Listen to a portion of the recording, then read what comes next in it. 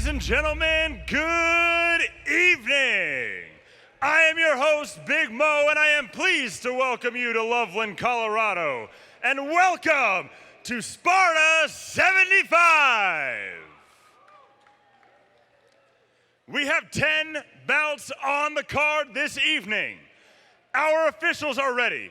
Our fighters are ready. Are the fans ready? No, I said the Budweiser Event Center. Are you ready?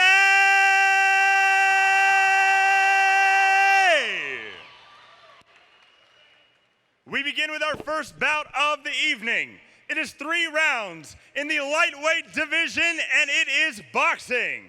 Introducing first, Abel Ramirez De Loa. You heard our ring announcer, Big Mo, getting our party started here at Sparta 75. I am J.R. Gordon, joined by Todd Romero. Tonight at Sparta 75, we have 2 boxing matches. We have 5 amateur MMA matches. We have 2 amateur kickboxing matches. And our main event going to be a pro MMA fight. Todd, not a lot of promotions make it to their 75th event. Congratulations to Jeff and Becca Cisneros on this Hallmark fight card. And man, it's going to be a great night, and they are mixing it up like they always do, boxing, kickboxing, and MMA. Hey, I love that because it gives you an opportunity to see a little bit of everything. You know, you get a little boxing, then all of a sudden you switch gears, and you talked about the 75th Sparta Combat event, JR, and you've called a number of the events. I've joined you recently, and you look at the numbers of fighters that have made it on a world stage now that Jeff has helped start their careers. It all starts here. Yes, sir. You and I were talking about it off air earlier, how And exciting his it is. opponent, We'll get it up to Big Mo. Fighting out of the Larry H. Miller Nissan on 104th, blue corner, Thomas Fox.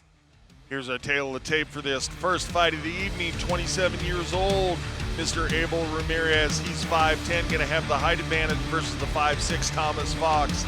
0-1 for Mr. Ramirez, and Fox making his debut tonight, so they're fairly evenly matched all the way across the board. But as I was starting to allude to earlier, you and I were talking about some of the folks that have made it from here all the way to the biggest stages that there are. You know, Bellator, UFC champions. A lot of those people got their start in Sparta Combat League. That's one of the things I love about being involved in local combat sports is you get to see these guys the first time they step in the ring, then you get to watch them fight for a world title. Pretty exciting. And it's amazing the learning curve. When I would look back at Ian Hurricane Highness, for instance. Yes, sir. In his first Sparta Combat League, to see where he's at now, it really is amazing. So the fighters get their start here. They're not world recognized in regional names now, JR, but that doesn't mean they won't be, because the track record's there. Yet. I always say not yet.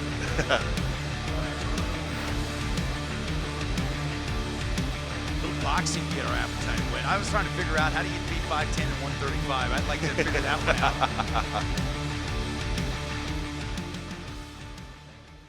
out. Ladies and gentlemen, our first bout of the evening is brought to you by Saratoga Casino Blackhawk. Let's meet our fighters. First, fighting out the Dynamic Mortgage Concepts red corner. From Denver, Colorado, representing a family affair boxing, the Tapatio man, Abel Ramirez De Loa. And his opponent, fighting out of the Larry H. Miller Nissan on 104th, blue corner, from Trumbull, Connecticut, representing Tough as Nails MMA Jackson Hole, Thomas Fox. Step in. All right, gentlemen, we went over the rules earlier. I expect a clean, fair fight. Listen to me all times and protect yourself at all times. Let's touch gloves and get after it. There's the final word from referee Tom Johnson. Let's get Sparta 75 started. A family affair boxing represented by Mr. Ramirez wearing the black trunks versus Mr. Fox representing Bang Martial Arts, Dwayne Bang Ludwig.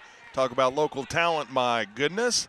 And he's, of course, wearing the white and orange trunks. Boy's not wasting any time throwing some leather there. The Jackson Hole, Wyoming boy coming with a big overhand right that connects. That overhand right landed well, and he's looking for it again. There's the jab. Ramirez looks to have the length advantage here. Ramirez. Yeah, you talked about it being 5'10 versus 5'6, and seems to have a lot of that in his arms, too. See if the referee rules that a knockdown, and he did. Yep, standing 8 count there. It looked like he slipped. He got hit with a couple solid shots, JR. Yeah, this couple of things. Could have been their feet got tangled up, but I believe he was hurt by punches as well. So I'm going to say good call by the referee, and back to action we go. Fox, Jackson Hole by way of Connecticut, huh? That's an odd route. A bit of a circuitous route, as it were. Yes, indeed. Oh, a couple of good shots for Ramirez putting together. Ramirez starting to measure the distance a little bit. He was being in a little bit too tight, smothering his own punches and allowing Fox a chance to not have to bridge that gap. Absolutely, JR. He's starting to use the jab a little bit more, and it's been effective. He got over that overhand right following the jab. Again. He did it again. Oh, and Fox shows the chin. My goodness.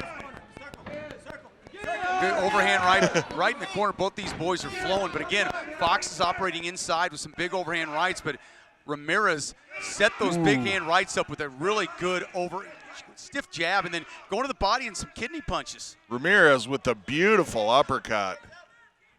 Both these fighters have shown a little bit of a chin here. Ramirez looked early, but has come back strong. About 10 seconds left here. Again, that overhand right starting to telegraph it a little bit, Fox is, and Ramirez is ducking underneath it. Missed that one as well. It's definitely his pet technique. You can tell that's something he's put a lot of time working on in the gym and wants it to work well for him here. Interesting round there because I think both fighters had their moments, JR. You saw him cock back with that right hand. Fox towards the end of it. It was connecting at the beginning, but at the end, De Loa was starting to see that coming, and he would duck underneath of it. Yeah, started to get a read on it, and we saw just the end of the knockdown there. See if our replay guys can give us a shot of the knockdown, what led up to it. Both these guys seem to be in really, really nice condition. Sat down, of course, breathing a little bit as you would expect after their output, but I'm watching both of them look very well recovered here. It'll be an interesting second round because both showed what they're successful at in the opening round. Now how do you adjust to that, and how do you attack? I think the one thing Abel Ramirez De Loa has to do is go with that jab, JR, and function everything off of that. Yeah, and he's down for sure because there was the knockdown, so you gotta take that into account and realize, hey, you need to win these next 2 rounds. Absolutely. I forgot about that, but I would say that's a 10-9 round. I don't think it was dominating enough for a 10-8. Maybe. We'll see.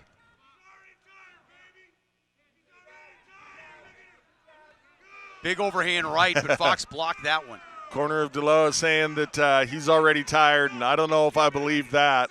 I don't know if they believe that, if they're just trying to pump up their fighter, but certainly De Loa pressuring forward here in this second. He's starting to take control here. You can pick and choose. He's got 4 names, JR, so feel free to use either one of them. Short overhand right came in by Fox. It caught Ramirez De Loa a little bit. Didn't rock him, but it caught him. Both these guys have shown they can take a punch, no doubt about it. And I agree, JR. I think they're both in pretty good shape. Neither one of these guys. You look at Fox, he's got his mouthpiece out a little bit, but none of these fighters are really huffing and puffing. Good overhand right there by De Loa. De Loa's starting to put together a long combination. Throwing a lot more punches, the busier fighter in this round, but as you alluded to, JR, his corner probably told him with that knockdown, you got to win 2 rounds. And De Loa putting it together, body shots, head shots, mixing it up nicely. Smart punching by De Loa, really picking his targets, going with what Fox leaves open, not letting Fox know where the next shot is going to come from, and just a continued salvo. And that's just a tangle up there. Yeah, he's really getting in and measuring himself well. Ramirez De Loa is doing a great job of mixing things up and really varying his punches to the body and then coming upstairs. 10 seconds left in the round. You can see his kidneys starting to get a little bit red. A Ooh, nice overhand nice. left and a right. Oh, and just uppercut. barely going to make it out of the round is Fox. And Fox starting to wear a little blood around the face. I think he's leaking some chi out of the nose, as they say. Yeah, look, and he got splattered a bit. I mean, you put that on a canvas, a little Picasso painting. That round was definitely Ramirez De Loa's round, and he used and measured very well. And we're seeing that here on the replay. He did not let himself get smothered, and he didn't allow Fox to have the range the Fox wanted nearly as much as what happened in round number 1. And Doc Alex in taking a look at the fighter, Mr. Fox, just checking on the fact that there's some blood coming out there, and he exits the ring, so seems like everybody's well. But my goodness, look at Mr. De Loa just going to work. He had several very prolonged flurries in round number 2. Yeah, that's exactly it. It wasn't just a 1 or 2 punch combination, JR. He was able to string together combinations and keep the pressure on. That's the difference when you really need to get around and win that round. It comes down to this 3rd round and who's got what in the tank.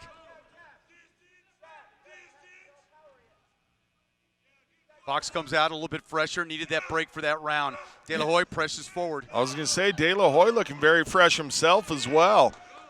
De La Hoya earlier in his career, you and I talked about it right at the very beginning of this fight, 5'10" in the 135-pound division. He's going to want to start working on really utilizing the distance that he's going to have over most of his opponents throughout what I assume will be the entirety of his career. Yeah, and he just took a big shot and maybe a little more mustard off that shot that you saw in the 1st round here in the 3rd round, JR. Oh, nice little slip there by De Loa. De Loa starting to get a read on Fox's punches. Surprisingly, Fox still has enough to do some damage too, but De Loa is continuing to press forward, JR, and is really taking this fight over. Oh, beautiful body shots being shown by De Loa, and Fox taking him well, but Fox starting to cover up, bow his head down just a little bit. De Loa starting to see what an injured opponent looks like here early in his career, and I think he's doing a really nice job of selecting his punches, going to the body, going to the head, mixing it up.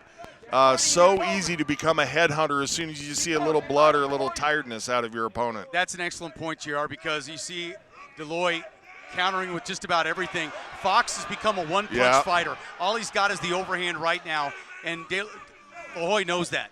Agreed, and De Loa starting, or Fox rather, starting to almost turn his back, and then kind of gathers his wits, puts himself back in the fight. Shows his toughness. Fewer than 10 seconds left here. Great job by Abel Ramirez De Loa on finding what his range is and not getting too close to Fox. It turned the fight around after the 1st round. And going to be interesting if that 1st round was scored as a 10-8 round. Then you and I, of course, are both assuming that De Loa won the second 2 rounds, so we might have a draw here to start things off. Be interesting to see how it's scored, and it comes down to, was that 1st round a 10-8 round, JR? There was a knockdown, but De Loa came back with some great counterpunching. It got back into the round. Was it a 10-9 round? Was it a 10-8 round? Yep, and checking out the replay here, and basically it's a highlight video for Mr. De Loa, just showing off his management of the distance and his ability to just have a very continuous onslaught of punches.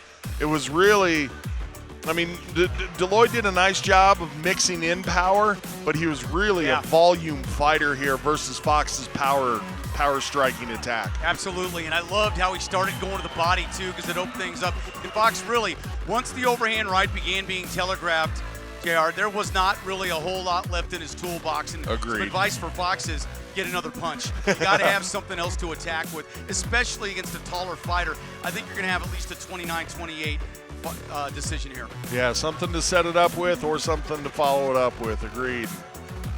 You guys don't see it on camera right now, but De Loa going over and giving his thanks to Fox for being in the fight with him. And you know, Jared, that's an excellent point, is that when you see these fighters, especially MMA, you see, there's heated rivalries. You see it in the UFC, whatever. But 95% of the time, these guys are hugging each other. There's very few really hate matches out there. A lot of these guys respect what they do. They're in there to make a living, and they know how hard it is. Yeah, it's really not a personal thing. It's an athletic event.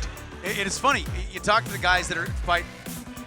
I was watching the fights with Ian Heinisch a week ago, and he said it's it's kind of like a fraternity. You're around, you talk to all the guys, you see them at the hotel. True. It's weird Yeah. because fans think sometimes that hey, everybody hates everybody. Not Right. the case. Don't want to spoil it for you.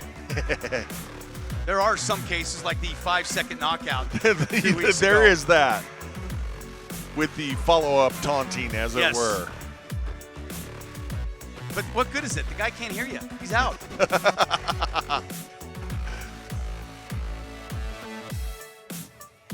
It's like Big Mo has the word. We'll take it up to him. He'll let us know that your opinion, my opinion, don't matter. It's Yeah, what the there it judges is. say. Here we go.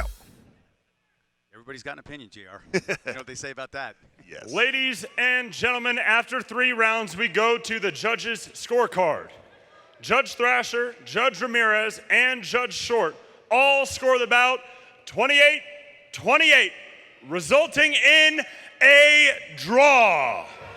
So there it was. It was the knockdown followed up by the follow-up 2 rounds. But this is an elimination fight in Colorado, which means that the judges have to pick a winner. There was a scoring error, guys. We're getting a new update on the decision tonight. 29-28, your winner, Abel Ramirez De Loa.